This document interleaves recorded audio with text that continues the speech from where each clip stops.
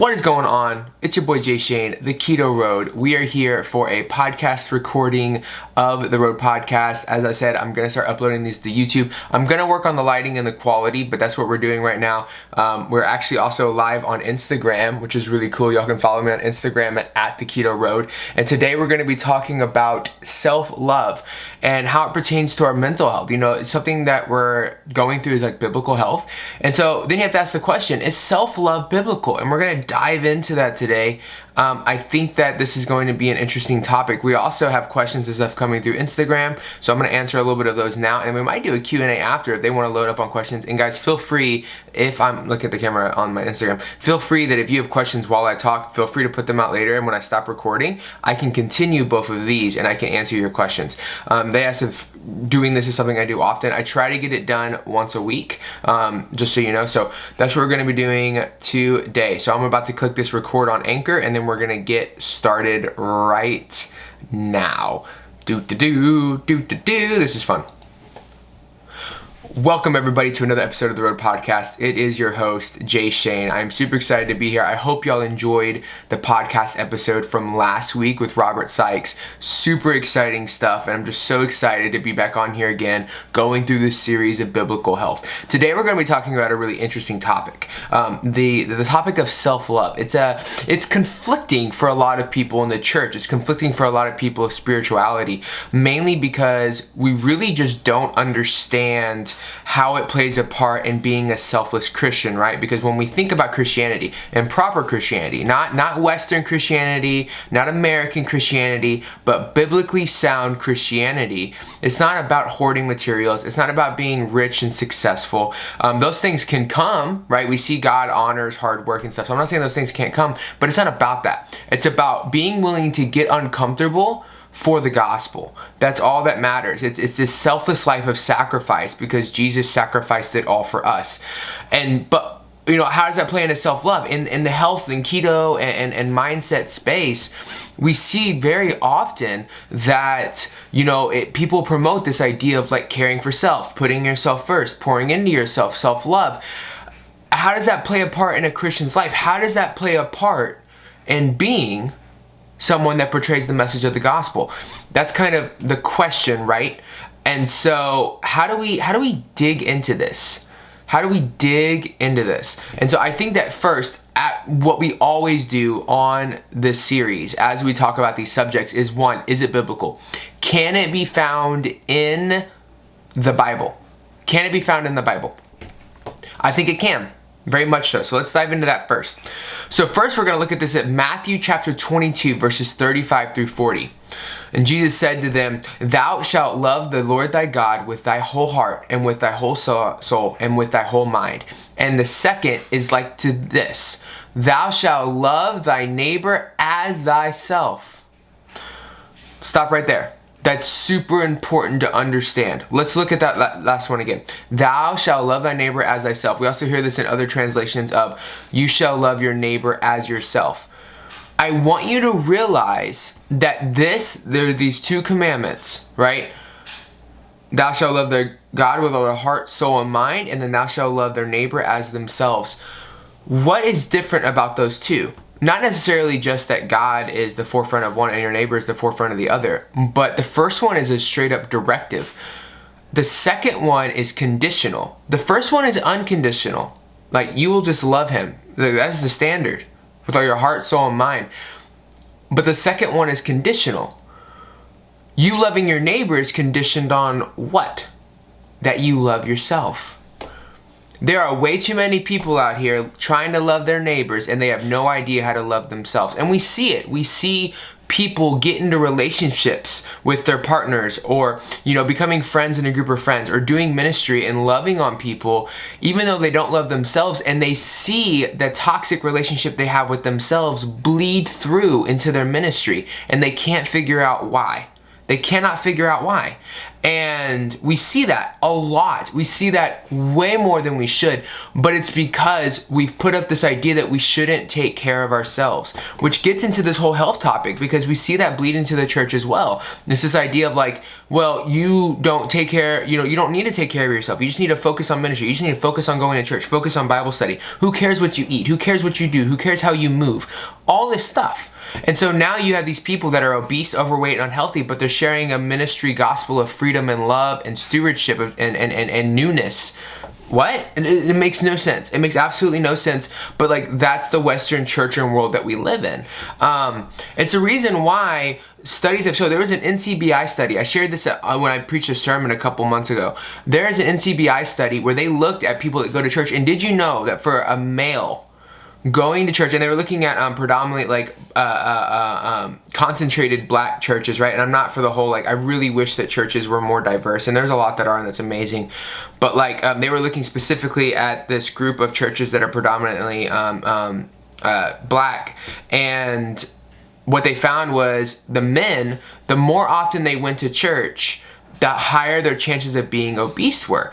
And what I want us to see, though, is that while the study was focused on that group, I'm just trying to honor the study, that's true for every church. I don't care if you're purple, green, red. Look at the church. Actually wake up and look at the church as a whole. How many pastors do you know that could give a crap about their physical health?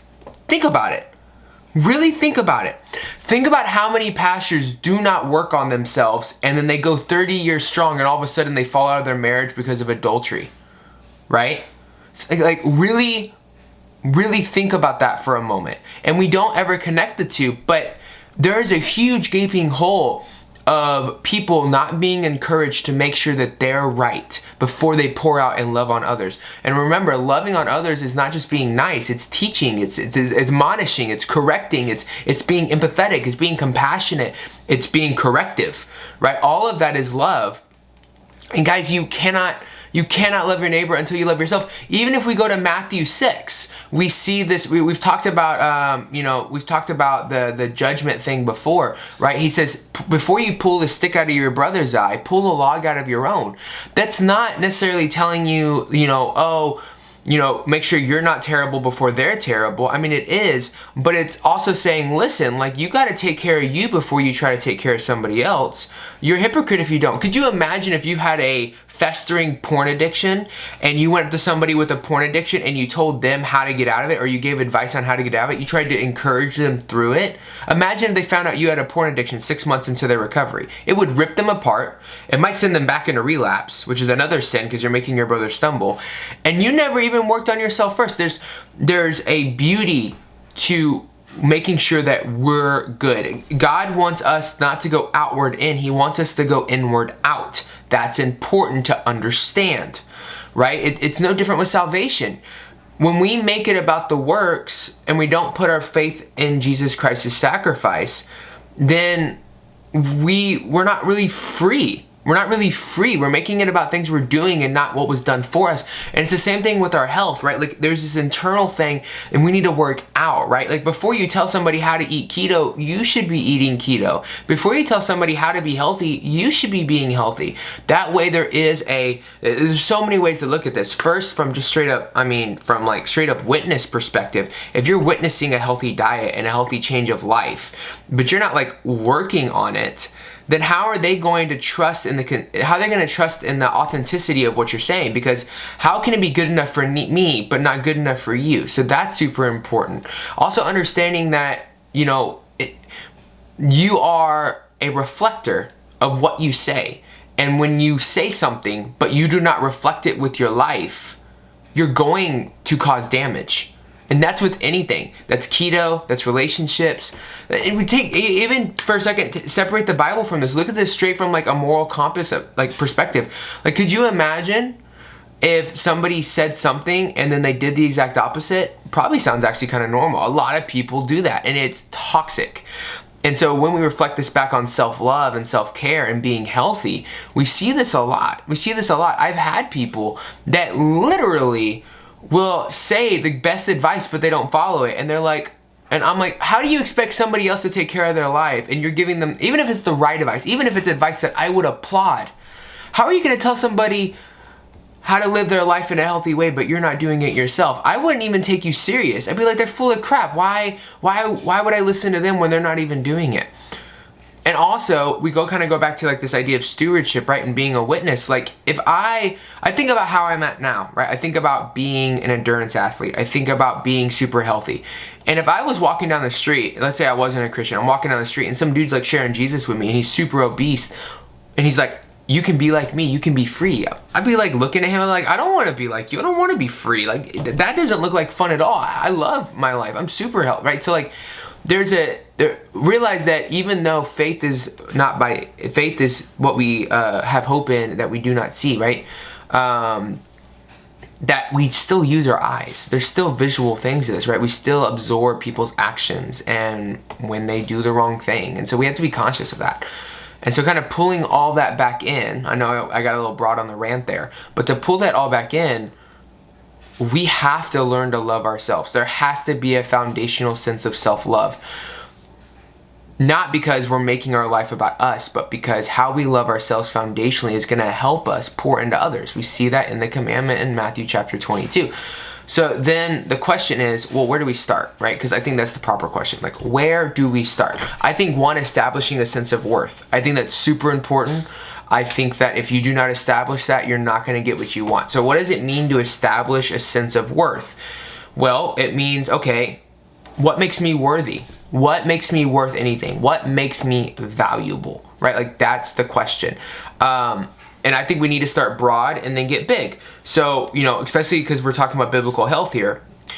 First of all, you had a God that was separated from you and he was just in doing so, but he loved you so much and found you so worth celebrating life with you and the fact that he created you, that he sent his son to die for you. First and foremost, even if the overall arching goal of the crucifixion and the resurrection of Jesus Christ was to glorify God, your worth and value to your creator is riddled in that.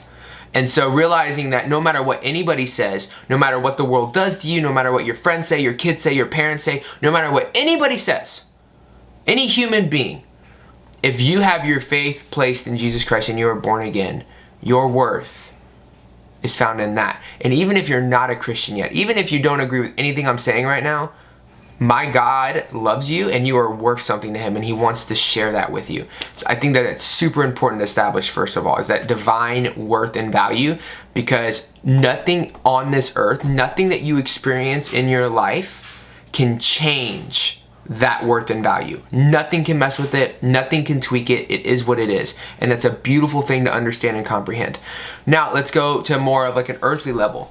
You have worth in your kids, right? Your kids see you, and even when they don't act like it, right? Like my child is 6 months and she's not old enough yet, but like even if they don't act like it, they need you, right? You have worth in them. The longer you live, the longer you can be there for them. It should matter to you that you live a long life. I see so many people saying, I want to live forever, but they do not put themselves in a position to live forever. They don't work on their mental health. They don't work on their physical health. They don't work on their dietary choices. There's no kind of like push in those areas. So like that's super important to understand that like that matters, right? Like if you want to be here for your kids, right, and you want to acknowledge that they need you, you need to be putting yourself in a place that you can do so. Your spouse, the ministries that you're in, the life that you live, there is value and worth, and you impact people, whether you think so or not. Here's the thing, is that even if you've made poor choices in life, one, God's grace extends to that. You just have to be able to turn to him and repent in honesty. Secondly, even if you've made bad choices and you're impacting people in a negative way, that can always become a positive impact if you're willing to work on yourself. Everybody here makes impact. Everybody watching this on Instagram, everybody watching this on YouTube, everybody listening to this on Anchor or Apple Podcasts or wherever you're listening to it from, you have impact. Negative now can always be positive later, or positive now. And if you don't watch it, can be negative later. We all make impact to the things around us. Even if you're listening to this homeless, like, I want to go that far. Even if you're homeless, there are other homeless people that you talk to every day. I know there is. You have impact. Every human has a layer of impact. And why does that matter? Because that means you have worth. There is opportunity for your value to be used in a positive way to build others, and hopefully, especially from a Christian perspective, and that truth, that we know to be true lead them to salvation. 100%, 1000%. We all have impact. We all have worth. So establish that. Establish your divine worth and establish your world worth, right? Know those things. Tell yourself those things. And tell yourself those things not because you believe them. I don't care if you believe them that day or not. You say those things because they're true. I can try to ignore the fact of whatever, but if it's happening, it doesn't matter if I try to ignore it. It's happening. It is a truth, right? I can try to convince myself the sky is purple, but if the sky's blue, regardless of what I try to convince myself of. So you tell yourself those worths every day, even if you don't believe them that day, because regardless of how you feel about them, your emotions do not dictate truth. Our emotions do not dictate truth. That's bottom line. And I know a lot of people don't like that, but that's the reality. Our emotions do not dictate truth. Our perspectives can twist, but our emotions do not dictate. And so we have to tell ourselves these things, these truths of our worth and our value, regardless of how we're feeling that day. The next thing is to make sure you're good. Give yourself time. I think often way too many people, they hear me talk like this, and then like 2 days later or whatever, they go after it and they completely drive themselves out. Don't do that. Give yourself time to really work on you. Like, go into devotion, like work on yourself, get yourself to a point where you're ready, and then go out. That does not mean take 6 months and say I was going on sabbatical, right? But take a couple days, take a week or two from this point of listening to this, and do devotion, do prayer, get into a very vibrant, fruitful relationship with God, and then go out. Start speaking about health and keto. Start talking about your mental health. Start sharing the gospel. Do those things after the fact, right? But take time to really build yourself. Build a layer of consistency, right? Build a layer of commitment towards yourself, and establish that self-love so that you can properly follow the great commandment, right? That you can properly love your neighbor as you should. And I think that's super, super important. So when we think about that in a way that makes sense, I think that it can be extremely powerful and impactful overall. And I really want to reinforce this because we're about to wrap up. I really want to reinforce this so that it makes sense. You cannot properly love somebody else if you do not first love yourself. And there's even Christians that take it too far and they're like, even if my well is dry, God's well is still full, and so I can still pour into people. Those kinds of situations run people dry, and they end up compromising, and they end up back in sin, and they don't know why. And it's because they didn't take time to make sure that God was pouring into them properly. Be humble. Do not have an ego. Oh, I got God, I can do it. You have God when you spend time with God. When you establish a sense of understanding how God sees you, that's when you have God. If you're not taking time to spend time with God, but you're like sharing God, or trying to be in the world, sharing health and sharing spiritual, mental, and physical health, you will run yourself dry. And that is when we compromise. Christians compromise when they run themselves dry. You have to be getting poured into properly. Think about it. If you're not reminding yourself that your body is not your own, and you are feeding it because you're glorifying God with your food choices, and that is like your overarching theme of your why, as why you're getting healthy, why you're on keto. Weight loss and all the other things that you have are great, but that is like the big overarching divine why. Like, you are a steward of what God has given you, and you should take care of it. If you are not spending time with God and reminding yourself of that, it's really easy to compromise on your diet. It's really easy to just say, whatever, God, I'm going to go back to my idol of food, and I'm going to go back to that comfort. We have to continue to refresh the foundational reasons that we do what we do. And that's just important, right? We also have to care for ourselves, because we're stewards of something God has given us. It's something that I talked about, I believe, 2 podcast episodes ago. This is real life, people. Imagine someone comes into your house and breaks one of your things. You're gonna get really upset, and they're not gonna understand. It's just a lamp, or it's just a toy, and you're gonna be like, yo, you don't understand. It wasn't yours to break. It wasn't yours to break. Dude, your body's not your own. You were bought with a price. Your body is not yours to break. You are supposed to be a good steward of what God has given you, which is your body, your mind, and your soul. So take care of it. Take care of yourself so that you can properly pour into others. I appreciate you guys. I'll see you in the next one.